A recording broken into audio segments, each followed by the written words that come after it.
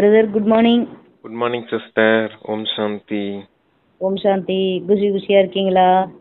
குஷியா இருக்கேன் சிஸ்டர். இன்னைக்கு குஷியை பத்தி தான் அப்பா வரதான சொல்லியிருந்தாரு. உங்களுடைய சேவையின் உடனடி பலன் என்னது? பிரத்யட்ச பலன் என்ன? குஷி அப்படின்னு சொல்லியிருக்காரு.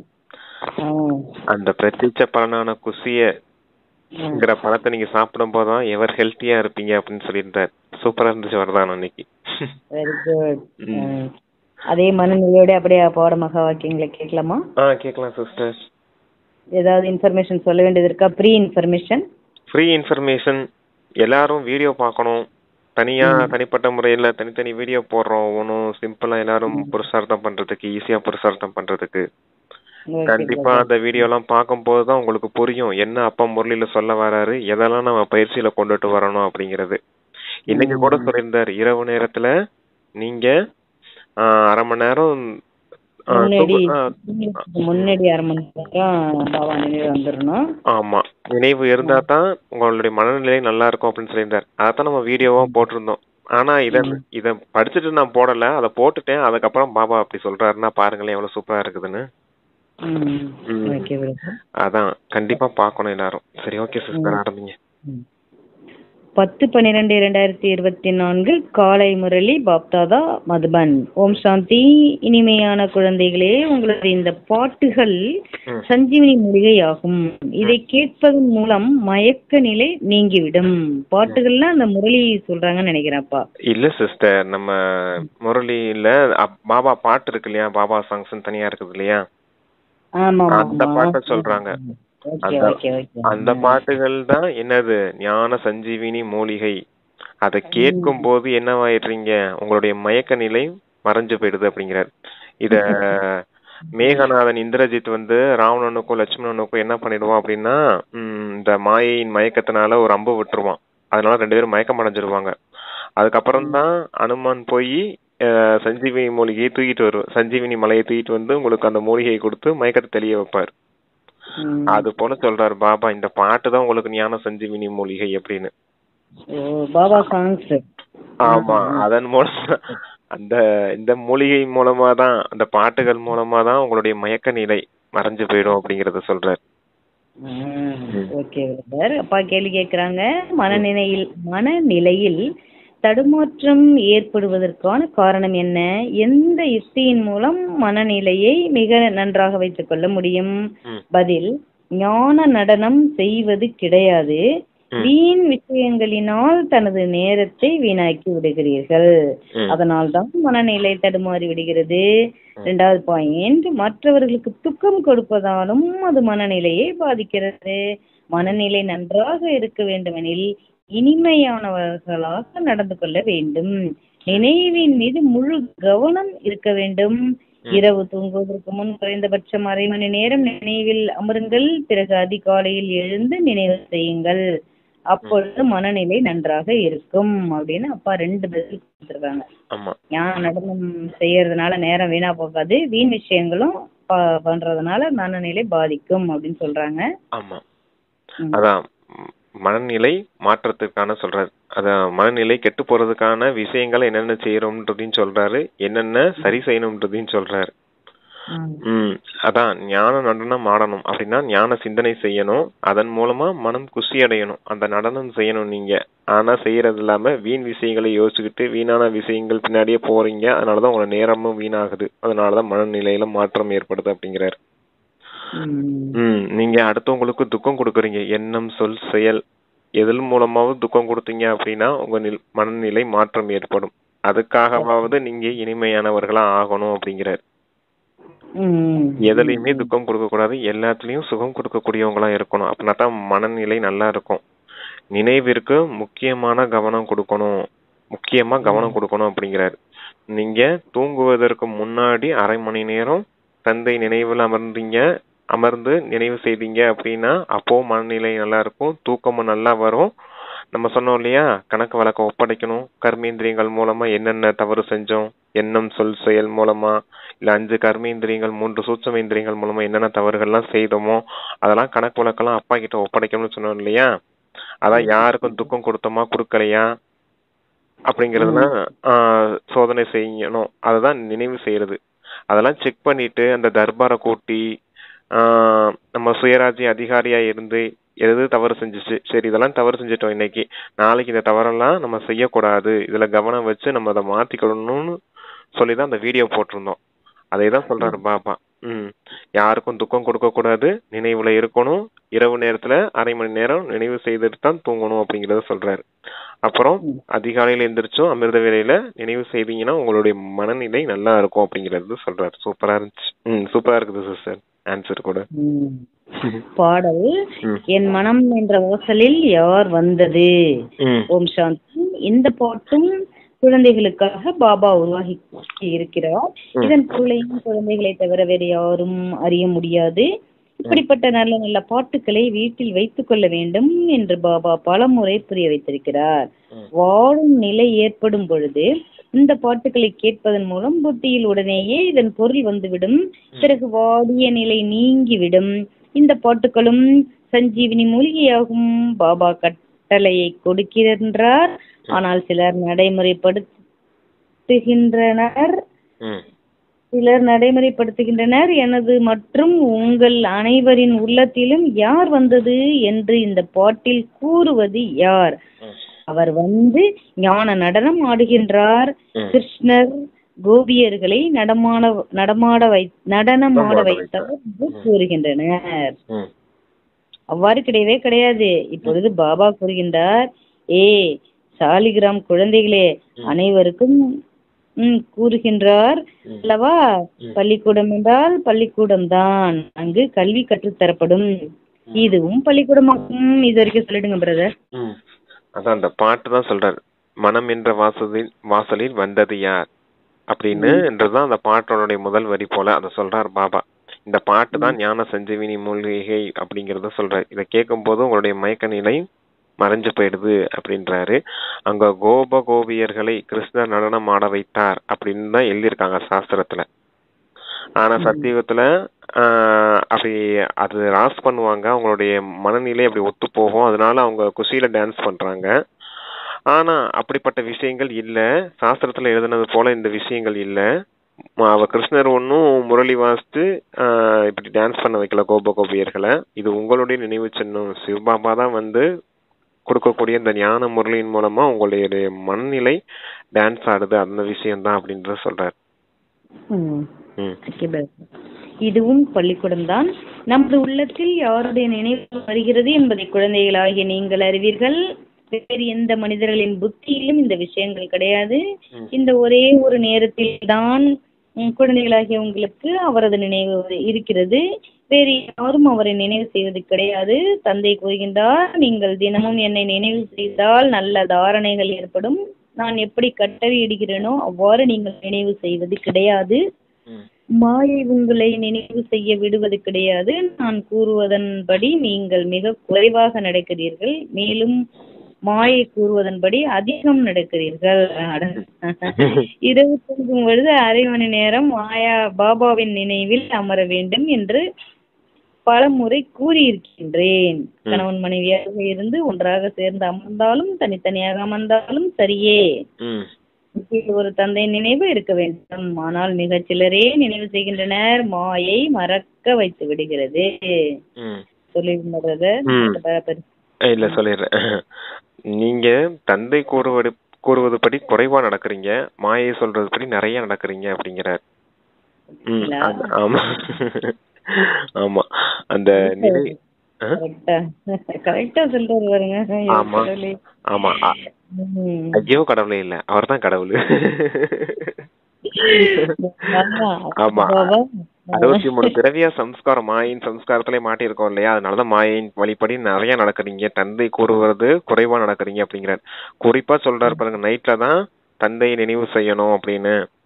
கணவன் மனைவி தனியா இருந்தாலும் சரி ஒன்னா அமர்ந்து யோகா செய்யணும் அப்படிங்கறத சொல்றாரு. ஒன்னா இருந்தாலும் சரி யோகா செய்துட்டு தான் தூங்கணும் அப்படிங்கிறார்.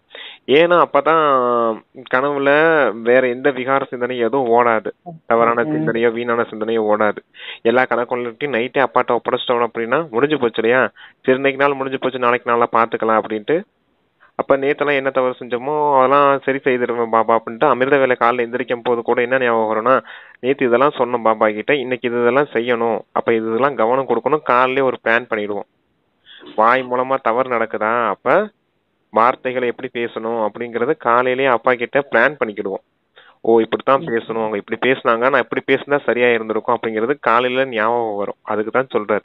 நைட்டு தப்பு செஞ்சு அந்த நாள் ஃபுல்லா முந்தா நாள் தப்பு செய்தோம் அப்படின்னா நைட்டு சொல்லும் போது அடுத்த நாள் காலையிலேயே அந்த விஷயம் ஞாபகம் வரும் நமக்கு.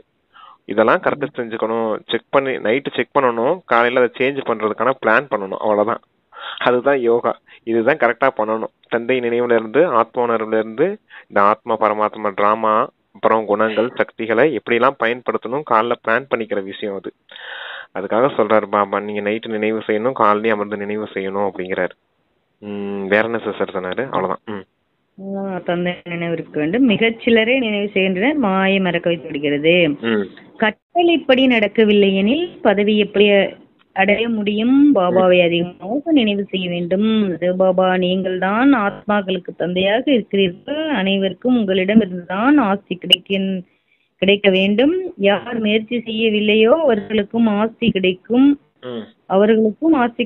யார் முயற்சி செய்யவில்லையோ அவர்களுக்கும் ஆஸ்தி கிடைக்கும். பிரம்மாண்டத்திற்கு எஜமானர்களாக அனைவரும் ஆவார்கள்.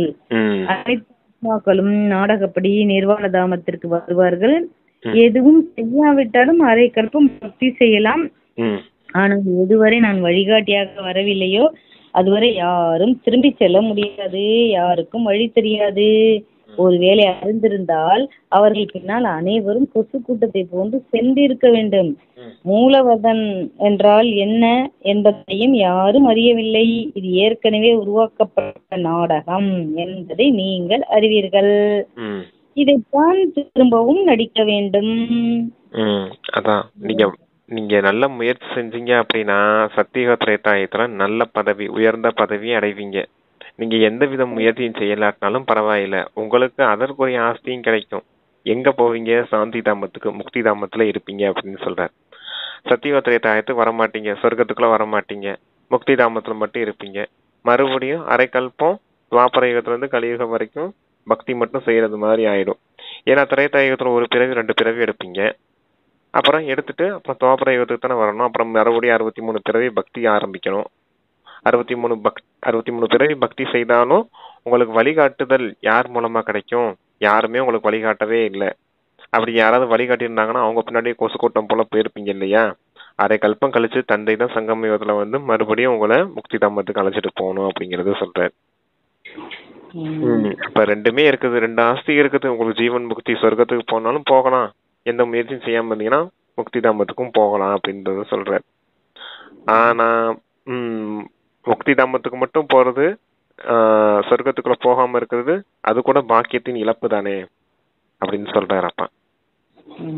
அரை கல்பம் சொர்க்கத்துல வாழக்கூடிய பாக்கியத்தை இழந்துட்டு அமைதியா முக்தி தாமத்துல மட்டும் இருக்கிறது, அது என்ன ஒரு பாக்கியம் ஆகும்? அதுவும் கூட பாக்கியம் தான். ஏன்னா சன்னியாசிகள் அதுக்குத்தான் முயற்சி செஞ்சுக்கிட்டு இருக்காங்க 1500 வருஷமா. ஆமா, சுகம் இல்லாட்டாலும் சாந்தியாவது கிடைக்குது இல்லையா? என்ன இருந்தாலும் சுகம் கிடைக்காம போயிடுது இல்லையா?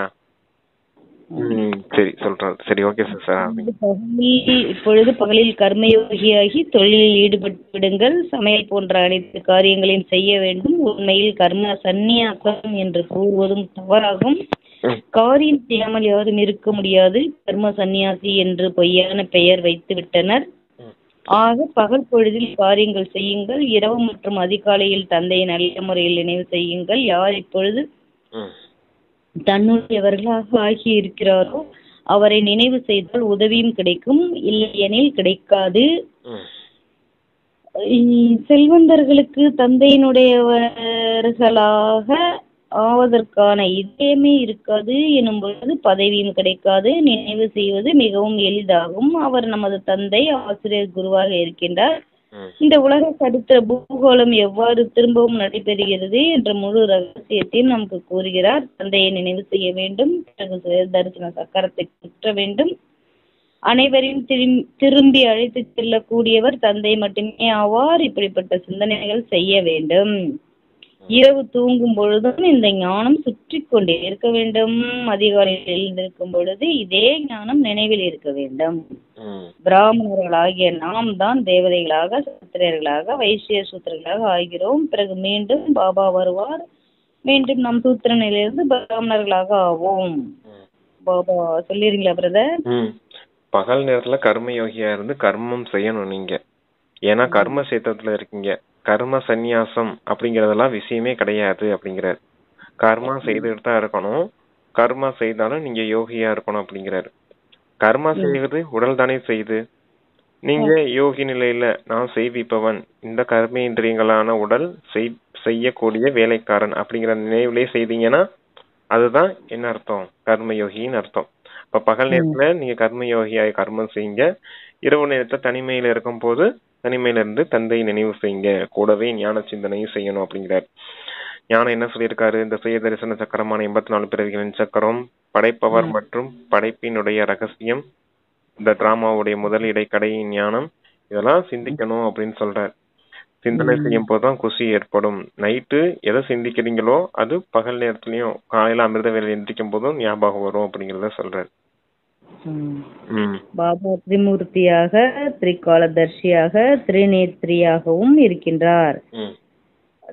அத நல்லா வாசிங்களே, அதையும் சொல்லியிருக்கேன். பாபா திரிமூர்த்தியாக, திரிகாலதர்ஷியாக, திரிநேத்ரியாக இருக்கின்றார். திருமூர்த்தி பிரம்மா விஷ்ணு சங்கர், தர்ஷினி முதல் இடைக்கடை அந்த சக்கரம், திரிநேத்ரினா முக்கண், மூன்றாம் கண். மூன்றாம் கண்ணுடையவர் ஆக்கிட்டார் இல்லையா? ஆத்மா, நான் ஆத்மாங்கிற உணர்வு தான் மூன்றாவது கண். நமது புத்தியை திறந்து விடுகின்றார். ஞானம் என்ற மூன்றாவது கண் கிடைத்து விடுகிறது. இப்படிப்பட்ட தந்தை வேறு யாருக்கும் கிடைத்திருக்க முடியாது. தந்தை படைக்கின்றார் எனில் தாயாகவும் ஆகிவிடுகின்றார். ஜெகதம்பாவை நிமித்தமாக ஆக்குகிறார். தந்தை இந்த சரீரத்தில் வந்து பிரம்மா ரூபத்தில் விளையாடவும் செய்கின்றார், சுற்றி வரவும் செய்கின்றார். நாம் பாபாவை நினைவு செய்கிறோம் அல்லவா? இவரது ரதத்தில் வருகின்றார் என்பதை நீங்கள் அறிவீர்கள். பாப்தாதா நம்முடன் விளையாடுகின்றார் என்று நீங்கள் கூறுவீர்கள். விளையாட்டின் பொழுதும் நினைவில் இருப்பதற்கான முயற்சியை பாபா செய்கின்றார். பாபா கூறுகின்றார், நான் இவர் மூலமாக விளையாடி கொண்டிருக்கிறேன், சைத்தன்யமாக இருக்கிறார் அல்லவா? ஆக இப்படிப்பட்ட சிந்தனை செய்ய வேண்டும். அந்த பிரம்மா உடல்ல வந்து அந்த குழந்தைங்களோட விளையாண்டுட்டு இருப்பாராம், ஜோக் பண்ணிக்கிட்டு குழந்தைங்களோட விளையாண்டுட்டு இருப்பாராம். ஏதோ சின்ன சின்ன விளையாட்டுலாம் இருக்கும் இல்லையா? கர்மா தான் செய்துட்டு இருப்பாங்க யஜ்யத்துல. இந்த காட்டுக்கு போவாங்க, வாக்கிங் போவாங்க, அதெல்லாம் சொல்றாரு. நடந்தாலும் சுற்றினாலும் வந்தாலும் குழந்தைங்களோட விளையாண்டுட்டு இருந்தாலும் நினைவு இருப்பதற்கான முயற்சி செய்துட்டு இருக்கேன் அப்படிங்கறத சொல்றாரு பிரம்மா பாபா. கூடவே சிவபாபாவும் இருக்காரு. சிவபாபாவும் இவர உடலை பயன்படுத்தி குழந்தைங்களோட விளையாண்டுட்டு இருக்கேன் அப்படிங்கறத சொல்றாரு. அப்ப 2 பேருமே ஆத்மா அந்த உடல்ல இருக்காங்க, இருந்தாலும் குழந்தைங்களோட விளையாண்டுட்டு இருக்காங்க அப்படிங்கறத சொல்றாரு. இப்படி இவர் உடல்ல விளையாண்டுட்டு இருக்க அப்படின்னா ஒரு கல்பங்கல்பமா சங்கமயத்துல வந்து அந்த நமக்கு ஞானம் கொடுக்கறதான் விளையாடிட்டு இருக்கேன் அப்படின்னு சொல்றாரு. ஞானமும் சொல்றாரு, கூடவே இந்த குழந்தைங்களோட விளையாடுறதையும் சொல்றாரு. அந்த சின்ன சின்ன விஷயங்கள் இருக்கும் சிஸ்டர், அது யக்கியத்துல எப்படி சொல்றது எனக்கு தெரியல. கையை பிடிச்சு நடந்துட்டு போகும்போது ஞான சிந்தனை செய்துகிட்டு போகிறது வர்றது அதெல்லாம் இருக்குது இல்லையா? பிரம்மா பாபா மட்டும் இல்ல, சிவபாபாவுமே இருக்காரு உள்ள அப்படிங்கறத சொல்றாரு. எப்பவுமே நிரந்தரமா இருக்கிறதுல எப்பயாவது வருவார் இல்லையா? அப்ப சொல்றாரு. விசித்திரங்கள், பாபாவோட விசித்திரங்கள், விளையாட்டுகள், அந்த சின்ன சின்ன அந்த லீலைகளை வந்து சொல்றாரு. இப்படிப்பட்ட தந்தையிடம் பலசாலியாகி விட வேண்டும், பலசாலியாகி விடுவேன் என்று நீங்கள் பக்தியில் பாடி வந்தீர்கள். இப்பொழுது தந்தை கூறுகின்றார், என்னை இந்த ஒரு பிறப்பில் வாரிசாக ஆக்கி கொண்டால் நான் 21 பிறவிகளுக்கு ராஜ்ய பாக்கியம் தருவேன். இப்பொழுது இவர் கட்டளை கொடுத்தார் எனில் அதன்படி நடக்க வேண்டும்.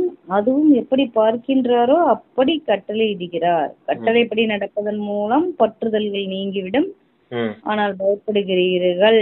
பாபா கூறுகின்றார், நீங்கள் பலசாலியாகவில்லை எனில் நான் எப்படி ஆஸ்தி கொடுப்பேன்? உங்களது பணத்தை யாரேனும் எடுத்துக்கொள்கிறார்களா? உங்களிடம் பணம் உள்ளதா? நல்லது, புத்தகம் அச்சடிப்பதில் பயன்படுத்துங்கள் என்று கூறுவார். புத்தகம் அச்சடிப்பதில் பயன்படுத்துங்கள் என்று கூறுவார். ட்ரஸ்டி அல்லவா, பாபா வழி கூறிக்கொண்டே இருப்பார். பாபாவின் அனைத்தும் குழந்தைகளுக்காகத்தான். குழந்தைகளிடமிருந்து எதையும் பெறுவது கிடையாது. பற்றுதல்களை நீக்கி விடுங்கள் என்று யுக்தியாக புரிய வைக்கின்றார். பற்றுதல் மிகப்பெரிய முள்ளாகும், குரங்கு போன்றது. பாபா கூறுகின்றார், நீங்கள் குரங்கு போன்று அதன் மீது ஏன் பற்றுதல் வைக்கிறீர்கள்? பிறகு வீடு கோயிலாக எப்படி உருவாகும்? நான் உங்களை குரங்கிலிருந்து விடுவித்து பூஜைக்கு மந்திர் தகுதியானவர்களாக ஆக்குகிறேன். நீங்கள் இந்த குப்பைகளின் மீது ஏன் பற்றுதல் வைக்கிறீர்கள்? எப்படி பாதுகாக்க வேண்டும் என்று வழி பாபா கூறுகின்றார். இருப்பினும் புத்தியில் அமர்வது கிடையாது. இவை அனைத்தும் புத்திக்கான வேலையாகும். அந்த பணத்துக்காக சொல்றாரு, ட்ரஸ்டியா இருக்கணும், நீங்க அதன் மீது பற்றெல்லாம் வச்சிட்டு இருக்க கூடாது அப்படிங்கிறாரு. பற்று இருந்துச்சுன்னா உங்களை குரங்கு போல ஆக்கி விட்டுருன்னு சொல்லுவார். பற்று தான் குரங்கு போல ஆக்கிடும் அப்படிங்கிறார். நீங்க குரங்கு போல இருந்தீங்க, உங்களை பூஜைக்குரிய ஆத்மாவா ஆக்குறேன் அப்படிங்கிறார். குரங்கு போல இருக்கக்கூடியது யாரு? அனுமான் இருக்காரு இல்லையா, ஆஞ்சநேயர் இருக்காரு இல்லையா, குரங்கு மாதிரி தான் இருந்தாரு. ஆனா அவர் பூஜைக்குரிய நிலையில வச்சு பூஜை செய்துட்டு இருக்கோம் இல்லையா, அது போல ஆக்குறேன் அப்படின்னு சொல்றாரு. அப்ப பற்றுதலை மட்டும் விட்டுருங்க, ட்ரஸ்டியா இருங்க, உங்களுடைய பணத்தை புத்தகம் அச்சடிப்பதில் செலவு செய்யுங்க அப்படிங்கிறார். யஜ்யத்துக்கு ஏதாவது பயன்படுத்துற மாதிரி உங்களுடைய பணத்தை செலவு செய்யுங்க அப்படிங்கறத சொல்றாரு. நீங்க எவ்வளவு பெரிய பலசாலி ஆகுறீங்க, யோக பலத்தின் மூலமா உலக ராஜ்யத்தை அடைய போறீங்க அப்படின்னு சொல்றாரு. 21 பிறகு உங்களுக்கு ஆஸ்தி கிடைக்குது அப்படின்றப்ப இந்த பணத்தின் மீதெல்லாம் பற்றுதல் உங்களுக்கு எதுக்கு? எல்லாமே அழிய போகுது இல்லையா? அதனால ட்ரஸ்டியா இருந்து பராமரிங்க, நல்ல விஷயத்துக்காக உங்க பணத்தை பயன்படுத்துங்க அப்படின்னு சொல்றாரு. சேர்த்து வச்சுட்டு ஆமா எப்படி வீட்டுக்கு வீடு கோயில் உருவாகும் அப்படின்னு கேக்குறேன். ஆமா, அது என்னமோ ஒரு வார்த்தை சொன்னல, பந்தர் மந்திரா. ஓகே ஓகே, பந்தனத்திலிருந்து விடுபட்ட பார்த்து சொல்றேன் பிரதர், தப்பா இருப்பது தக்க முடியாது. குரங்கு போன்று கேட்டாரு, அந்த குரங்கு போன்றது பாபா குறிக்கின்றார். பற்றுதல் மிகப்பெரிய முள்ளாகும், குரங்கு போன்றது. பாபா கூறினார், நீங்கள் குரங்கு போன்று அதன் மீது ஏன் பற்றுதல் வைக்கிறீர்கள்? பிறகு வீட்டுக்கு வீடு கோயிலாக எப்படி உருவாகும்? உங்களை குரங்கில் இருந்து விடுவித்து பந்தர் மந்திர். ஓகே ஓகே, சரிங்க சிஸ்டர். ஓகே, பந்தர்னா பந்தனத்துல இருக்கக்கூடியவங்க, பற்றுதலோட இருக்கக்கூடியவங்க. மந்திர்னா அந்த பூஜைக்குரியவங்க. சோம்நாத் மந்திர் தானே சொல்றாங்க, சோம்நாத் கோவில். மந்திர்னா கோவிலுக்கு தகுதியுடையவரா, பந்தனத்துல இருந்தவங்கள இந்த கோயிலுக்கு பூஜைக்கு தகுதியுடையவரா ஆக்குறேன், பூஜாரியில இருந்து பூஜைக்குரியவரா ஆக்குறேன் அப்படிங்கறத சொல்றாரு. அதுல பற்று வைக்கிறீங்கன்னு கேக்குறாங்க. ஆமா, அப்புறம் எப்படி பாதுகாக்க வேண்டும் என்று பாபா சொல்றாங்க. புத்தியில் அமர்வது கிடையாது, இவை அனைத்தும் புத்திக்கான வேலை அப்படின்னு சொல்லி நமக்கு ஒரு டோஸ் கொடுத்து சொல்றாங்க. புத்தியில அமர்வதுன்னு டோஸ் விட்டு இதெல்லாம் புத்திக்கான வேலை அப்படின்னு சொல்றாங்கப்பா. ஓகே, அமிர்த வேளையில் பாபாவிடம் எப்படி உரையாட வேண்டும் என்று பாபா வழி கூறுகின்றார். பாபா, நீங்கள் எல்லையற்ற தந்தையாக ஆசிரியராக இருக்கிறீர்கள். நீங்கள் தான் எல்லையற்ற உலகில் சரித்திர பூகோளத்தை கூற முடியும். லட்சுமி நாராயணன் 84 பிறவி கதைகள் உலகில் யாருக்கும் தெரியாது. ஜெகதம்பாவை மாதா மாதா என்றும் கூறுகின்றனர். அவர் யார்? சத்தியுகத்தில் இருக்க முடியாது. அங்கு மகாராஜா மகாராணியாக இருப்பது லட்சுமி நாராயணன் ஆவார். அவர்களுக்கென்று குழந்தைகள் இருப்பர். அவரும் சிம்மாசனத்தில் அமருவார். நாம் அவரது குழந்தைகளாக ஆகி எப்படி சிம்மாசனத்தில் அமருவது? இந்த ஜெகதம்பா பிராமணியாக இருக்கிறார். பிரம்மாவின் குழந்தை சரஸ்வதி ஆவார் என்பதை இப்பொழுது நாம் அறிவோம். மனிதர்கள் இந்த ரகசியங்களை அறிய மாட்டார்கள். இரவில் பாபாவின் நினைவில் அமரும் வழக்கத்தை உருவாக்குவது மிகவும் நல்லது ஆகும். நியமம் உருவாக்கினால் உங்களுக்கு குஷியின் அளவு அதிகமாக இருக்கும். மேலும் வேறு எந்த கஷ்டமும் ஏற்படாது. ஒரு தந்தையின் குழந்தைகள் நாம் இது வரைக்கும் சொல்றீங்களா பிரதர்? அதான் நியமம் உருவாக்கினால் இரவு நேரத்தில் நினைவு செய்யறது அப்படின்னு அந்த விஷயம் எதுக்காக சொல்றதுன்னா, இந்த பள்ளியறை தூக்கம்னு இந்த கோயில்ல கூட வைப்பாங்க, பாத்திருக்கீங்களா சிஸ்டர்? சிவனையும் மீனாட்சி அம்மன் கோயில் அப்படி வைப்பாங்க, காமாட்சி அம்மன் கோயில்ல காமாட்சி, அத எந்த அம்மனோ அந்த தூக்கிட்டு போய் வைப்பாங்க. பள்ளியறை தூக்கம்னு வச்சிருப்பாங்க. வச்சுட்டு தான் காலையில மறுபடியும் அங்கேயும் உள்ள வச்சு பள்ளியறையில பூஜை செய்துட்டு தான் மூடிட்டு வருவாங்க கதவை. கோயில் கடை சாத்துவாங்க இல்லையா, அது போல சொல்றாரு. நியமம் உருவாக்கினால் அது போல பூஜை கூட உங்களுக்கு பக்தி மார்க்கத்துல நடக்கும். இங்க அப்பா சொல்ற விஷயங்கள் தான் பக்தி மார்க்கத்துல அப்படி அந்த விஷயங்கள்லாம் நினைவு சின்னமா உருவாக்கப்படுது. அப்ப இங்கேயே நம்ம அந்த பழக்கத்தை உருவாக்கணும் அப்படிங்கிறாரு. ரொம்ப முக்கியம் சிஸ்டர், அந்த இரவு நேர தூக்கத்துக்கு முன்னாடி தந்தையை நினைவு செய்யறது, தன்னுடைய கணக்கு வழக்கெல்லாம் ஒப்படைக்கிற விஷயம். சரி, அதுக்காக தான் போட்டோம். அதுக்கு முன்னாடி என்ன சிஸ்டர் சொன்னாரு? பிரம்மா, சொன்னாரு. ஆமா, ஜெகன்மாதா. அந்த சரஸ்வதி யாரு அப்படின்னு யாருக்குமே தெரியாது. ஜெகதம்பா ஜெகதம்பான்னு சொல்றாங்க. அதாவது அந்த அமிர்த வேலையில எந்திரிச்சு எப்படி எல்லாம் சிந்தனை செய்யணுன்றதுக்காக சொல்றாரு. நீங்க எல்லையற்ற தந்தையா இருக்கீங்க, தந்தை ஆசிரியர் சத்குருவா இருக்கீங்க. நீங்க எங்களுக்கு தான் இந்த முதல் இடைக்கடை ஞானத்தை கொடுக்குறீங்க, ஆத்மானு புரிய வச்சிருக்கீங்க, பரமாத்மா நீங்கன்னு புரிய வச்சிருக்கீங்க, பாவ கர்மங்களை அழிக்கிறதுக்கான விதி சொல்றீங்க, 84 பிறவிகளின் சக்கரத்தை ஞாபகப்படுத்துறீங்க. லட்சுமி நாராயணன் போல நாங்களும் உயர்ந்தவர்களா ஆகணும், அவங்களுக்கு குழந்தைகளா பிறந்து எப்படி ராஜ்யத்தை நாங்களும் ஆட்சி செய்யறது அப்படிங்கறது நினைவு சிந்தனையெல்லாம் உங்களுக்கு அமிர்த வேலையில வரணும் அப்படிங்கிறாரு. அப்புறம் தான் சரஸ்வதியை பத்தி சொல்றாரு. இந்த சரஸ்வதி யாரு? ஜெகதம்பா ஜெகதம்பான்னு உலகத்துல இருக்கவங்க எல்லாரும் சொல்றாங்க. அந்த சரஸ்வதி யாரு? இந்த சங்கம யுகத்துல பிராமணியா இருக்காங்க அப்படின்னு சொல்றாரு. பிரம்மாவுக்கும் மகளா இருக்காங்க. ஆனா இந்த மாதிரி விஷயங்கள்லாம் யாருமே அறிஞ்சுக்கிறது இல்ல, யாருக்குமே தெரிஞ்சுக்கிடல அப்படிங்கிறார் உலகியல் மனிதர்கள். ஆனா இங்க குழந்தைங்க நீங்க இந்த விஷயங்கள்லாம் புரிஞ்சிருக்கீங்க அப்படின்னு சொல்றாரு. அப்ப இதெல்லாம் அமிர்த வேலையில உட்காந்து சிந்தனை செய்து பார்க்கணும் அப்படிங்கிறார். அப்பா மற்றும் ஆஸ்தின்னு சொல்றாரு இல்லையா? அப்பா அந்த தந்தை ஆசிரியர் சத்குரு, ஆஸ்திங்கிறது என்னது? அந்த லட்சுமி நாராயணன் அவங்களுக்கு குழந்தைய எப்படி பிறக்கிறது, எப்படி ராஜ்யத்தை ஆளுறது, அந்த அளவுக்கு எனக்கு லட்சியம் இருக்குது, அதுக்கேற்ற எனக்கு லட்சணங்கள் வேணும் இல்லையா? லட்சியம் உயர்ந்ததா இருக்குது, நாங்க சிம்மாசனத்துல அமரணும், ராஜ்யத்தை ஆளணும் அப்படிங்கறதெல்லாம். ஆனா அதுக்குரிய லட்சணங்கள் வேணும் இல்லையா? இங்க தெய்வீக குணங்கள் வேணும், சக்திகள் வேணும், ஞானம் வேணும் இல்லையா? அதெல்லாம் இருந்தா தானே அந்த மாதிரி பதவி அடைய முடியும். அதுக்காக இதெல்லாம் அமிர்த வேலையில அமர்ந்து சிந்தனை செய்யுங்க அப்படின்னு சொல்றாரு. வேறு எந்த கஷ்டமும் ஏற்படாது. ஒரு தந்தையின் குழந்தைகள் நாம், சகோதர சகோதரிகள் என்று கூறுவீர்கள். பிறகு தவறான பார்வை வைப்பது என்பது கெட்டதாக ஆகிவிடும். போதையிலும் சதோ ரஜோ தமோ குணமுடையவதாக இருக்கிறது அல்லவா? தமோ குண போதை ஏறிவிட்டால் இறந்து விடுவர். தமோ குண போதை ஏறிவிட்டால் இறந்து விடுவர் சொல்றாரு பாருங்க. நேரமாவது பாபாவை நினைவு செய்து பாபாவின் சேவையில் ஈடுபட்டு விடுங்கள். இதை நியமமாக ஆக்கிக் கொள்ளுங்கள். பிறகு மாயையின் புயல்கள் வராது.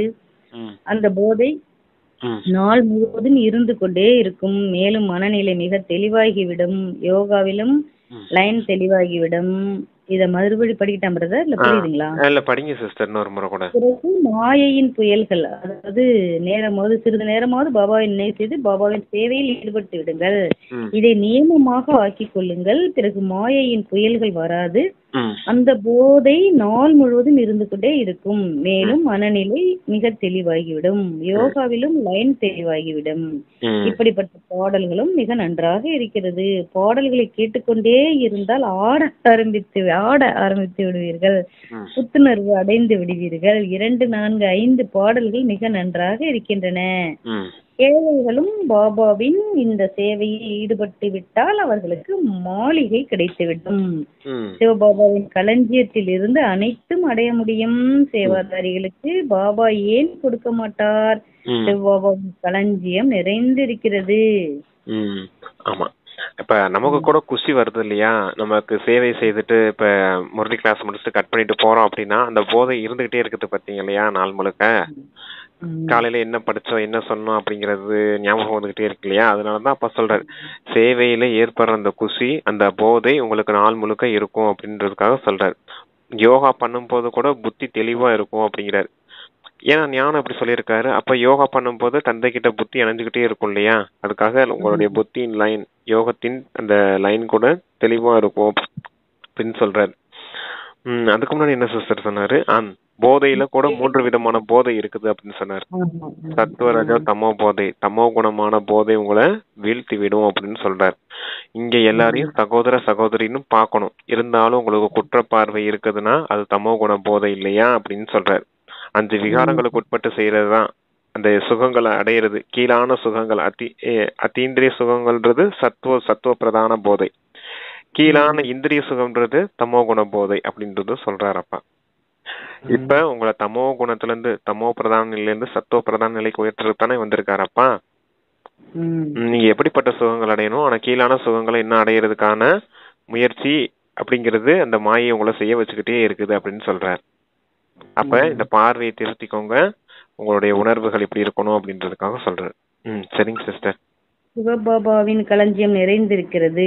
பாட்டு ஞான நடனமாகும். தந்தை கோபகோபியர்களுக்கு ஞான நடனம் ஆட செய்விக்கின்றார். எங்கு அமர்ந்திருந்தாலும் பாபாவை நினைவு செய்து கொண்டே இருங்கள். மனநிலை மிக நன்றாக இருக்கும். எவ்வாறு பாபா ஞானம் மற்றும் யோக போதையில் இருக்கின்றாரோ குழந்தைகளுக்கும் கற்றுக் கொடுக்கின்றார். ஆக குஷியின் போதை இருக்கும். இல்லையெனில் வீண் விஷயங்கள் இருந்தால் மனநிலை கெட்டுவிடும். அதிகாலையில் எழுந்திருப்பது மிகவும் நல்லதாகும். பாபாவின் நினைவில் அமர்ந்து பாபாவிடம் இனிமேலும் இனிய உரையாடல் செய்ய வேண்டும். சொற்பொழிவு செய்பவர்களும் சிந்தனை செய்ய வேண்டி இருக்கிறது. இன்று இந்த கருத்தை பற்றி புரிய வைப்பேன், இவ்வாறு புரிய வைப்பேன். நான் வேலை செய்வதை விட்டு விடவா என்று பாபாவிடம் பல குழந்தைகள் கேட்கின்றனர். ஆனால் பாபா கூறுகின்றார், முதலில் சேவையில் வெற்றி அடைவதை நிரூபியுங்கள். பாபா நினைவிற்கான யுக்தி மிக நன்றாக கொடுத்திருக்கின்றார். ஆனால் இதை பக்குவமாக உருவாக்கி இருப்பவர்கள் கோடியிலும் சிலர் மட்டுமே. சிலருக்கு நினைவில் இருப்பது கடினமாக இருக்கிறது. குமாரிகளாகிய உங்களது பெயர் பிரபலமாக இருக்கிறது. குமாரிகளின் பாதங்களில் விழுந்து அனைவரும் வணங்குகின்றனர். சொல்லிடுறீங்களா பிரதர்? அந்த பாடலை பத்தி சொல்றாரு. இந்த பாடலை கேட்கும் போது உங்களுக்கு அந்த சுகம் ஏற்படுது, அத்தீந்திரிய சுகம் ஏற்படுது, ஊக்க உற்சாகம் வந்துடுது உங்களுக்கு, நீங்களும் குஷி அடைஞ்சிடுறீங்க அப்படின்னு சொல்றாரு. பாபா அந்த பாட்டு அப்புறம் முரளியை பத்தி சொல்றாரு. கோபியர்கள் அத்தீந்திரிய சுகத்துல நடனம் ஆடுறது மாதிரி கிருஷ்ணர் அங்க ராசலீலையில காமிச்சிருக்காங்க. அது போல இல்ல, பாபா இங்க கொடுக்கக்கூடிய முரளியின் மூலமா தான் நீங்க அத்தீந்திரிய சுகத்துல ஆடுறீங்க அப்படின்னு சொல்றாரு. டான்ஸ் பண்றீங்க, ஞான நடனம் ஆடுறீங்க அப்படின்னு சொல்லியிருந்தாரு. அடுத்து என்ன சிஸ்டர் என்ன சொன்னீங்க? வேலையை விட்டு விடவான்னு கேக்குறாங்க. அதுக்கு பாபா குழந்தைகள் கேட்கின்ற பாபா கூறுகிறார், முதலில் சேவையில் வெற்றி அடைவதை நிரூபியுங்கள் அப்படிங்கிறாரு. ஆமா, அதாவது காலையில சொற்பொழிவு செய்யறவங்க எல்லாம் அமிர்த வேலையில நினைவு செய்ய வேண்டியதா இருக்கு. இன்னைக்கு இதை செய்யணும், இதை பேசணும் அப்படின்னு நம்ம கூட பிளான் பண்றோம் இல்லையா சேவைக்கு. இதை சொன்னா அடுத்தவங்களுக்கு புரியுமா, சொல்லும் போது அவங்க ஈஸியா புரிஞ்சுக்கிடுவாங்களா ஞானத்தை அப்படிங்கறது மாதிரி பிளான் பண்றோம் இல்லையா. அத சொல்றாரு. அத பிளான் பண்ணுங்க, காலைல அமிர்த வேலையிலேயே ஞான சிந்தனை செய்யுங்க, யோகாவும் நல்லா பண்ணுங்க அப்படின்னு சொல்றாரு. அப்புறமேலு குழந்தைங்க கேக்குறாங்க, பாபா நான் வேலையை விட்டுறவா, சேவையிலேயே அதாவது எகேத்திலே சரண்டர் ஆயிட்டுமா, அந்த மாதிரி கேக்குறாங்க. ஆனா பாபா முதல்ல இங்க சேவை செய்து முதல்ல நிரூபணத்தை காட்டுங்க அப்படின்னு சொல்றாரு. 8 மணி நேரம் வெளி உலகத்துல போய் சேவை செய்யுங்க. வெளி உலகத்துக்கான சேவை கொடுத்திருக்காரு. அதுவுமே சேவை தான். நம்ம பணம் சம்பாதிக்க போறோம்னா, ஒரு ஆபீஸுக்கு போறோமோ இல்ல வேற ஏதாவது வேலைக்கு போறோம்னாலும் அதுவும் கர்மயோகி நிலையில இருந்து செய்யுங்கன்னு தானே சொல்றாரு. அப்ப அந்த பணம் சம்பாதிக்கிறது கூட அதுவும் ஒரு விதமான சேவை தான். இந்த யஜ்யத்துல கூட நம்ம செய்யக்கூடிய சேவையும் சேவை கணக்குல தான் வருது அப்படிங்கறத சொல்ற. ஏன்னா செயல் செய்யறது உடல் தான் செய்ய போகுது, கர்மா செய்யறது. நீங்க யோகா நிலையில இருந்து செய்தீங்கன்னா அது யோகா கணக்குல வந்துரும் இல்லையா, அதுக்காக சொல்றாரு. வேலையெல்லாம் விட வேண்டியது இல்ல, நீங்க ரெண்டையுமே சேர்ந்து அதனது ஹேண்டில் பண்ணிக்கலாம், மேனேஜ் பண்ணிக்கலாம் அப்படிங்கிறதுக்காக சொல்றாரு அப்பா. குமாரிகளின் பாதங்களில் விழுந்த அனைவரும் வணங்குகின்றனர். நீங்கள் 21 பிறவிகளுக்கு பாரதத்திற்கு சுயராஜ்யத்தை கொடுக்கிறீர்கள். உங்களது நினைவு சின்னமாக கோயில்களும் உள்ளன. பிரம்மா குமாரிகளின் பெயரும் பிரபலமாகிவிட்டது. குமாரி என்றாலே 21 குலத்தை முன்னேற்றுபவராவார். ஆக இதன் பொருளையும் புரிய வைக்க வேண்டும். இது 5000 ஆண்டிற்கான ரயில் ஆகும். எதுவெல்லாம் 5000 ஆண்டிற்கான ரயில் ஆகும். இதுவெல்லாம் கடந்து முடிந்ததோ அது நாடகம் என்பதை குழந்தைகளாகி நீங்கள் அறிவீர்கள். தவறு ஏற்பட்டு விட்டது. நாடகம் பிறகு எதிர்காலத்திற்கான தனது ரெஜிஸ்டரை சரி செய்து விட வேண்டும். தவறு ஏற்பட்டு விட்டது. நாடகம் பிறகு எதிர்காலத்திற்கான தனது ரெஜிஸ்டரை சரி செய்து விட வேண்டும். பிறகு ரெஜிஸ்டர் கெட்டுவிடக் கூடாது. அதாவது பிரதர் 5000 ஆண்டிற்கு ரீல் ஆகும். அதுக்கு முன்னாடி சொல்லவா, அதுக்கு அடுத்து எதுவெல்லாம் கடந்து முடிந்ததோ அது நாடகம் என்பதை குழந்தைகளாகிய நீங்கள் அறிவீர்கள். தவறு ஏற்பட்டு விட்டது. நாடகம் பிறகு எதிர்காலத்திற்கான தனது ரெஜிஸ்டரை சரி செய்து விட வேண்டும். ராமபடி ஏதாவது தவறு நடந்துருச்சுன்னா ரெஜிஸ்டரை மறுபடியும் சரி செய்யணும் அப்படிங்கிறாரு. அதான் செக் பண்ணிக்கோங்க, சேஞ்ச் பண்ணிக்கோங்கன்னு சொல்றது. ஏதோ தப்பு செஞ்சுட்டோம், இப்ப ஏதோ தப்பு செஞ்சுட்டோம், டிராமா படி அது அப்படித்தான் ஃபிக்ஸ் ஆயிருக்குது. நம்ம தவறு செய்யணும்னு தான் டிராமால ஃபிக்ஸ் ஆயிருக்குது. ஆனா அடுத்த வரக்கூடிய விஷயம் வந்து நீங்க அத செஞ்ச தவிர சேஞ்ச் பண்ணிக்கிறதுக்கான விஷயம். அதனாலதான் சொல்றாரு ரெஜிஸ்டரை சரி செய்து விடணும் அப்படிங்கிறாரு. அதான் திருப்பி என்ன சிஸ்டர் அது என்ன சொல்றாருன்னு கேட்டேன். சரி, அப்புறம் கெட்டுவிடக்கூடாது, அதிக முயற்சி செய்ய வேண்டும், அப்பொழுதுதான் உயர்ந்த பதவி அடைய முடியும். பாபாவினுடையவர்களாக ஆகிவிட்டால் பிறகு பாபாவும் ஆஸ்தி கொடுப்பார். மாற்றான் குழந்தைகளுக்கு ஆஸ்தி கொடுக்க மாட்டார். உதவி செய்வது கடமையாகும். புத்திசாலிகளாக இருப்பவர்கள் ஒவ்வொரு விஷயத்திலும் உதவி செய்வார்கள். தந்தை பாருங்கள் எவ்வளவு உதவி செய்கின்றார். தைரியமான குழந்தைகளுக்கு தந்தை உதவி செய்வார். மாயாவை வெல்வதற்கும் சக்தி தேவை. ஒரு ஆன்மீக தந்தையை நினைவு செய்ய வேண்டும். மற்ற தொடர்புகளை துண்டித்து ஒருவரிடம் தொடர்பு ஏற்படுத்தி கொள்ள வேண்டும். பாபா ஞானக்கடலாக இருக்கின்றார். நான் இவருள் பிரவேசம் செய்து பேசுகின்றேன் என்று அவர் கூறுகின்றார். நான் தந்தையாக, ஆசிரியராக, குருவாக இருக்கின்றேன். பிரம்மா, விஷ்ணு, சங்கரை படைக்க கூடியவன் என்று வேறு யாரும் கூற முடியாது. இந்த விஷயங்களை இப்போது குழந்தைகளாக நீங்கள் தான் புரிந்து கொள்ள முடியும். நல்லது அப்படின்னு முரளி நிறைவாயிருக்கு பிரதர். ஓகே. நான் யாரு? பிரம்மா, விஷ்ணு, சங்கர் 3 திரிமூர்த்திகளையும் படைக்கக்கூடியவன் நான் இருக்கேன் அப்படின்னு சொல்றார். ஞானம், யோகம் 2யும் சொல்றார். ஞானத்தை கொடுக்கக்கூடிய ஞான கடலாவும் இருக்கேன், யோகத்தை கற்பிக்கக்கூடியவனாவும் இருக்கேன் அப்படின்னு சொல்றாரு. யோகத்தின் மூலமா உங்களுக்கு சக்தி கொடுக்கக்கூடியவனாவும் இருக்கேன் அப்படின்றதுக்காக சொல்றாரு. யோக சக்தியின் மூலமா தான் மாயையின் மீது வெற்றி அடைகிறீங்க அப்படின்றார். எந்த அளவுக்கு யோக பலம் இருக்குதோ அந்த அளவுக்கு மாயை உங்களுக்கு அடிமையா இருக்கும். அதனாலதான் அந்த நினைவு சின்னத்துல கூட அதாவது விஷ்ணு பாம்பு படுக்கையில படுத்திருக்கிறது மாதிரி காமிச்சிருப்பாங்களே, யோகம் செய்துட்டு இருக்கிறது மாதிரி. அப்புறம் படுத்துட்டே யோகம் செய்துட்டு இருக்க மாதிரி இருக்கும். ஆனா அந்த 5 தலை நாகம்ன்றது 5 விகாரங்கள் அதுக்கு அடிமையா இருக்கிறது மாதிரி, விஷ்ணுவுக்கு அடிமையா இருக்கிறது மாதிரி தானே காமிச்சிருக்காங்க. அதுக்காக அப்படி காமிச்சிருக்காங்க. அதுதான் அப்பா அவங்க சொல்றாரு. அப்புறம் அந்த கன்யா குமாரி அப்படிங்கறத சொன்னார் பாத்தீங்களா, குமாரிகள். குமாரிகள் தான் 21 பிறவிக்கு சொர்க்கத்தின், அதாவது 21 பிறவி குலத்தை உயர்த்தக்கூடியவங்க அப்படின்னு சாஸ்திரத்துல கூட சொல்லியிருக்காங்க. அது எந்த குமாரி அப்படிங்கறத சொல்றாரு. இந்த பிரம்ம குமாரிகள் தான் அப்படின்னு. நம்மளுடைய நினைவு சின்னமா இங்க கன்னியாகுமரி அப்படிங்கிற ஒரு மாவட்டம் கூட இருக்குது இல்லையா. அங்க கன்னியம்மன் கோயில்னு ஒரு கோயில் இருக்குது. அங்க பூஜை கூட நடக்குது, கன்னியம்மன் பூஜை அப்படின்னு. அது நம்மளுடைய நினைவு சின்னம் தான் அப்படிங்கறதுக்காக சொல்ல வந்தேன். Okay sister. அதான் குமாரிகள் 21 பிறவி, அதாவது 21 பிறவிக்கு தங்களுடைய குலத்தை உயர்த்தக்கூடியவங்க அப்படிங்கிறது. 21 பிறவி குலத்தை உயர்த்தக்கூடியவங்க எந்த குலத்துல இருக்காங்க? இப்ப பிராமண குலத்துல இருக்காங்க அப்படிங்கறத சொல்றேன். இது 5000 வருஷத்துக்கான ரீலா இருக்குது. இது திரும்பி திரும்பி சுத்தி வந்துகிட்டே இருக்குது அப்படிங்கிறார். ஒரு தடவை அந்த ரீல் ஃபுல்லா முடிஞ்சிருச்சு அப்படின்னா மறுபடியும் முதல்ல இருந்து ஆரம்பிக்கும் அப்படிங்கறதுக்காக புரிய வைக்கிறாரு. சினிமால அந்த இப்பதானே ப்ரொஜெக்டர் இல்ல இப்பதானே முந்தி இப்பதானே ப்ரொஜெக்டர் வச்சு சேட்டலைட் மூலமா நமக்கு இதுல வருது, சினிமா தியேட்டர்ல படம் வருது. முந்திலாம் ரீல் பட்டி தானே வரும். இந்த சீன் முடிஞ்சு அடுத்த சீன், அடுத்த சீன் முடிஞ்சு அடுத்த சீன், பார்ட் 1 பார்ட் 2 பார்ட் 3ன்னு ஒவ்வொரு ரீலா எடுத்து தான் போடுவாரு. யாரு? அந்த தியேட்டர் ஆபரேட்டர். அது போல சொல்றாரு. நம்ம டேப் ரெக்கார்டர்ல கூட பாத்தீங்கன்னா அந்த ரீல் இருக்கும், பாத்திருக்கீங்களா? பழைய டேப் ரெக்கார்டர்ல கூட ஆமா டேப் ரோல் இருக்கும் இல்லையா, அதுல பார்த்தா கூட தெரியும் இல்லையா, இந்த பாட்டு முடிஞ்சா அடுத்த பாட்டு வரணும்ன்றது அந்த ரீலை வச்சுதானே வரும் நமக்கு. அத சொல்றேன் பாப்பா. ஓகே பிரதர், படிக்கிறேன்.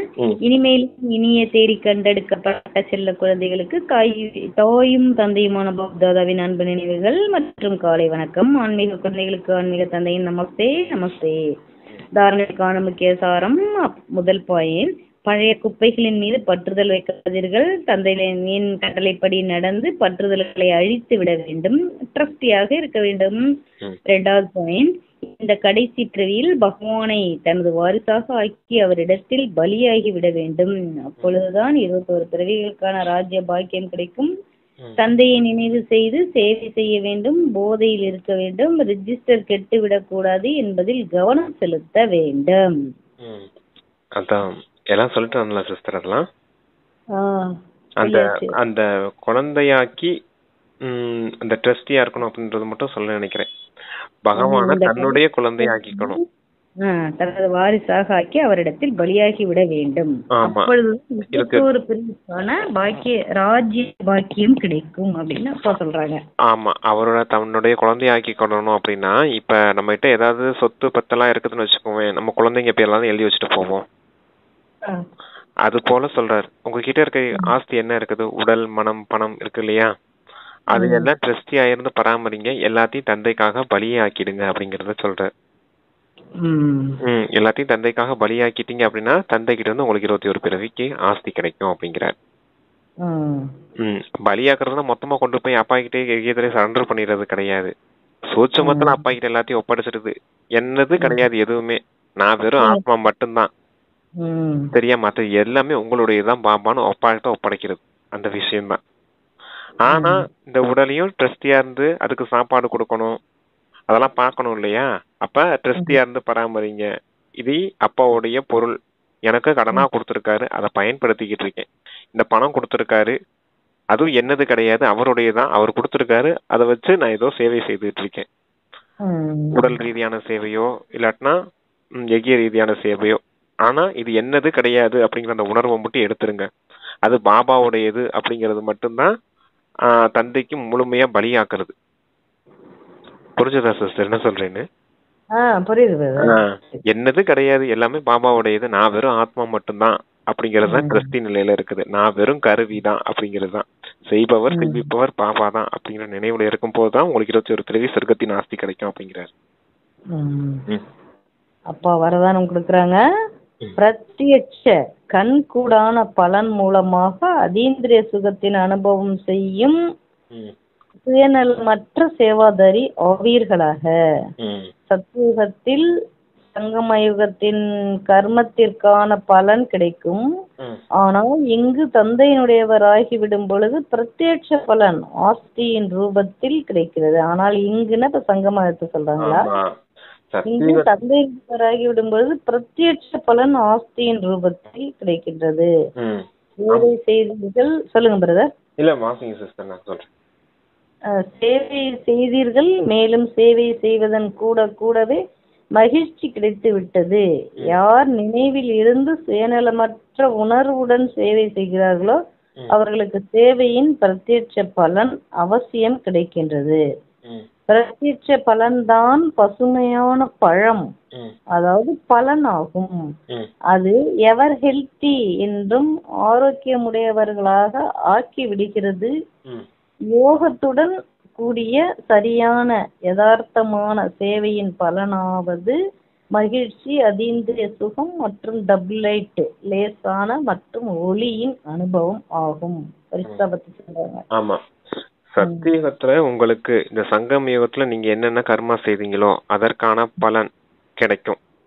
ஆனா சங்கம யுகத்துல தந்தையினுடையவர் ஆனதுக்கு அப்புறம் ஆஸ்தி ரூபத்துல உங்களுக்கு அதனுடைய பலன் கிடைக்கும் அப்படிங்கிறார். சங்கம யுகத்துல தந்தை கொடுத்த விஷயங்கள் என்ன, ஞானம், குணம், சக்தி அது இருக்கு இல்லையா, அதன் மூலமா செய்யக்கூடிய சேவை சுயநலமற்ற சேவை. அந்த சேவை நீங்க சுயநலமற்ற சேவை எதன் மூலமா செய்யணும், தந்தை கொடுத்த ஆஸ்தியின் மூலமா. தந்தை நமக்கு என்ன கொடுத்திருக்காரு, ஞானத்தை கொடுத்திருக்காரு, குணங்களை கொடுத்திருக்காரு, சக்திகளை கொடுத்திருக்காரு. இதன் மூலமா சுயநலமற்ற சேவை செய்யணும், சுயநலத்தோட சேவை செய்யக்கூடாது. சுயநலத்தின் சேவைன்னு என்னது, எனக்கு பேர் கிடைக்கணும், புகழ் கிடைக்கணும், எனக்கு எல்லாரும் மரியாதை கொடுக்கணும் அப்படின்னு நினைக்கிறதா சுயநலத்தோட செய்யக்கூடிய சேவை. சரியா, எல்லாமே எதுவுமே என்னது கிடையாது. சரியா, பேர், புகழ், மரியாதை எல்லாமே தந்தைக்குரியது. ஞானம் கொடுத்தது அவர் தான், குணம் கொடுத்தது அவர் தான், சக்தி கொடுத்தது அவர் தான். நான் ட்ரஸ்டியா இருந்து நான் ஒரு நிமித்தமா இருந்து சேவை செய்யறேன் அப்படிங்கிற இருக்கணும் அப்படிங்கிறாரு. அப்படி செய்யும் போதுதான் உங்களுக்கு பிரத்யட்ச பலனான உடனடி பலன் அப்படிங்கிற அந்த குஷி ஏற்படும் அப்படிங்கிறார். பேர், புகழ், மரியாதைக்கு ஆசைப்பட்டு நீங்க சேவை செய்தீங்கன்னா என்ன ஆகும், குஷி கிடைக்காது அப்படிங்கறத சொல்றாரு. சுயநலமற்ற சேவை செய்யும் போதுதான் உங்களுக்கு உடனடி பலனான குஷி கிடைக்கும். அதுதான் அந்த சுயநலமற்ற சேவை செய்யும் போதுதான் அந்த குஷியின் பலன் கிடைக்குது இல்லையா, அதைத்தான் பலம்னு சொல்றாரு அப்பா. எப்படி ஃப்ரெஷ்ஷான ஃப்ரூட்ஸ் சாப்பிடும் போது நமக்கு உடலுக்கு ஆரோக்கியம் கிடைக்குது இல்லையா, அது போல நீங்க சுயநலமற்ற சேவை செய்யும் போது கிடைக்கக்கூடிய இந்த மகிழ்ச்சி இருக்குது இல்லையா, குஷி இருக்குது இல்லையா, அதுதான் பலன். பழம் போல அந்த குஷியை நீங்க சாப்பிடும் போது மனம் ஆரோக்கியமா இருக்கும் அப்படிங்கிறதுக்காக சொல்றாரு. அதுதான் உடனடி பலனுடைய அனுபவம் எப்படிப்பட்டதா இருக்கும். அத்தீந்திரிய சுகமுடையவரா இருப்பீங்க, மகிழ்ச்சியானவரா இருப்பீங்க, எப்பவுமே டபுள் லைட்டா இருப்பீங்க. அதாவது லேசான தன்மை, வெயிட்லெஸ் ஸ்டேஜும் நான் ஆத்மா அப்படிங்கிற வெறும் ஆத்ம உணர்வுலையும் இருப்பீங்க அப்படிங்கிற. அப்பதான் அத்தீந்திரிய சுகம் ஏற்படும், மகிழ்ச்சி ஏற்படும். எவ்வளவு முக்கியமா இருக்குதுன்னு பாருங்க. அதுதான் யோகத்தின் கூடவே யதார்த்தமான சேவை அப்படிங்கறத சுயநலமற்ற சேவை. அந்த சேவை செய்யும் போதுதான் அந்த பிரத்யட்ச பலன், உடனடி பலன் கிடைக்கும் அப்படிங்கிறார். புரியுதா சிஸ்டர்? 2 விஷயம் இருக்குது. என்னன்னா சுயநலமற்ற சேவை, சுயநலம் கூட சேவை, சுயநலமான சேவை. சுயநலமான சேவைங்கிறது எனக்கு பேர் வேணும், புகழ் வேணும், எல்லாரும் என்னை மரியாதை கொடுக்கணும், நான் பெரிய ஃபேமஸ் ஆகணும் அப்படின்னு நினைக்கிறதான் சுயநலமான சேவை. பேர் புகழ் மரியாதைக்கெல்லாம் சொந்தக்காரர் அப்பா தான். ஏன்னா ஞானமும் எனக்கு கிடையாது, குணமும் எனக்கு கிடையாது, சக்தி எனக்கு கிடையாது. எல்லாத்தையும் சங்கம யுகத்துல அப்பா கொடுத்தது. இதெல்லாம் அப்பா கொடுத்த பிரசாதம். இந்த பிரசாதத்தை அடுத்தவங்களுக்கு பகிர்ந்து கொடுக்கக்கூடிய ஒரு சேவை செய்யக்கூடிய ஆத்மா நான். அதனாலதான் நான் கருவி, நான் ட்ரஸ்டி அப்படிங்கிறது.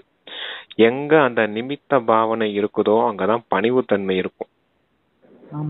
நிமித்த பாவனை இல்ல அப்படின்னா என்ன அர்த்தம்? நிமித்த பாவனை இல்ல அப்படின்னா அங்க நான் செய்யறேன், நான் செஞ்சேன், எனக்கு பேர் வேணும், எனக்கு புகழ் வேணும், எனக்கு மரியாதை வேணும்னு வந்துடும்.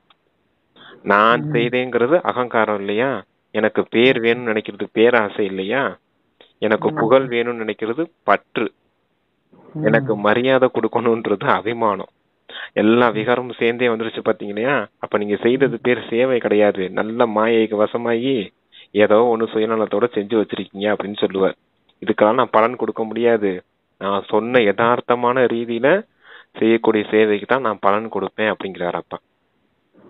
புரிஞ்சுதுங்களா சிஸ்டர்? ரொம்ப டீட்டெயிலான வரதான சிஸ்டர் அது. இது எல்லாம் ஒரு அவ்வியத்தவாணி மாதிரி இருக்கும். ஒவ்வொரு வரதானமும் ஆழமா படிச்சீங்க அப்படின்னா. நான் அது அவ்வியத்தவாணினா முந்தி நல்ல டீட்டெயிலா ஆழமா ஒவ்வொரு செகண்டும். கேக்குதா சிஸ்டர்? அப்பா ஸ்லோகன் சொல்றாங்க, யார் தங்களது நடத்தை மூலமாக ஆன்மீக ராயல்டி, கம்பீரத்தன்மையின் ஜலக்கு, அதாவது ஜொலிப்புற்றும் பழக்க பெருமிதத்தின் அனுபவம் செய்கின்றார்களோ அவர்களே விசேஷ ஆத்மா ஆவார்கள். யார் தங்களது நடத்தை மூலமாக ஆன்மீக ராயல்டி, கம்பீரத்தன்மையின் ஜலக்கு, அதாவது ஜொலிப்பு, கம்பீரத்தன்மை ஜலக்கு, ஜொலிப்பு மற்றும் பழக்கு பெருமிதம் அனுபவம் செய்கின்றார்களோ அவர்களே விசேஷ ஆத்மா ஆவார்கள். கேக்குதுங்களா சிஸ்டர்? ஃபர்ஸ்ட் அது ஒண்ணும் இல்ல, ஸ்பீக்கர் ஆஃப் ஆயிடுச்சு. நீங்க சொல்லுங்க. சரி, ஓகே. என்னன்னா அந்த பேர் புகழ் மரியாதை பத்தி சொல்லிட்டு இருந்தேன் சிஸ்டர் வரதானத்துல. கால் வந்துச்சு ஸ்லோகன் ஸ்டார்ட் பண்ணும்போது பிங்கர்ல. ஓகே சரிங்க சிஸ்டர். ஓகே, ஸ்லோகன் தானே? என்னது மறுபடியும் ஒரு வாசிங்க சிஸ்டர். அத அந்த வாசிக்கிறேன். யார் தங்களது நடத்தை மூலமாக ஆன்மீக ராயல்டி, கம்பீரத்தன்மையின் ஜலக்கு, ஜொலிப்பு மற்றும் பலக் பெருமிதத்தின் அனுபவம் செய்விக்கின்றார்களோ அவர்களே விசேஷ ஆத்மா ஆவார்கள். ஆமா, நடத்தையின் மூலமா யாரு ஆன்மீக ராயல்டி, தூய்மையின் பர்சனாலிட்டி, அது ரைமிங்கா வச்சுக்கோங்க. ஆன்மீக ராயல்டி, தூய்மையின் பர்சனாலிட்டி, யாரு நடத்தையின் மூலமா காட்டக்கூடியவங்க யாரோ அவங்கதான் யாரு விசேஷமான ஆத்மாக்கள்னு சொல்றாரு. இங்க தூய்மையின் பர்சனாலிட்டிங்கிறது தூய்மையின் ஜொலிப்பு, கூடவே அந்த ஆளுமைங்கிறது தான் பெருமிதம். பெருமிதத்தோடு அந்த பர்சனாலிட்டியை நீங்க காட்டணும். நான் தூய்மையானவன் அப்படிங்கிற அந்த ஆளுமை தன்மை இருக்கணும், கூடவே அந்த ஆன்மீக ராயல்ட்டின்னு தெரியணும் அப்படிங்கிறாரு. நான் ராயலான ஆத்மா, எனக்கு இவ்வளவு பட்ட பர்சனாலிட்டி இருக்கு அப்படின்றது உங்க நடத்தையில தெரியணும் அப்படிங்கிறாரு. அப்படின்னா எப்படி இருக்கணும்? நம்மளுடைய முகம் மற்றும் நடத்தை எப்படி இருக்கணும்? தந்தையை வெளிப்படுத்தக்கூடியதா இருக்கணும். அப்படிப்பட்டவர்களை தான் விசேஷமான ஆத்மா அப்படின்னு சொல்ல முடியும் அப்படிங்கிறார். Okay sister, thank you. நல்லா இருக்கு பிரதர். அது ஸ்லோகனை பத்தி திங்க் பண்ணிட்டே இருந்தேன். அது ரைமிங்கா சொல்லிருக்காங்களா அப்பா? ஜலக்கு ஜலக்கு ஃபலக்கு. ஆமா, ஃபலக்கு. அது என்னன்னா அதான் ஜொலிப்புன்றது, ஜொலிப்பு பெருமிதம், தூய்மையின் ஜொலிப்பு மற்றும் பெருமிதம். அதனாலதான் தூய்மையின் பர்சனாலிட்டின்னு சொல்றது அது. ஓகே சிஸ்டர், வரதானம் சூப்பரா இருக்குது. வரதானம் நல்லா படிக்கணும். ஸ்லோகனும் அதோட சூப்பரா. ஒரு முறை கேட்றோம், அப்படியே ரிப்பீட்ல ஷார்ட்ல போட்டோம்னா வந்துரும். Okay sister, okay. ஓகே, நன்றி பிரதர். பாபாவுக்கு நன்றி. ஓம் சாந்தி. ஓம் சாந்தி. தேங்க்யூ பாபா.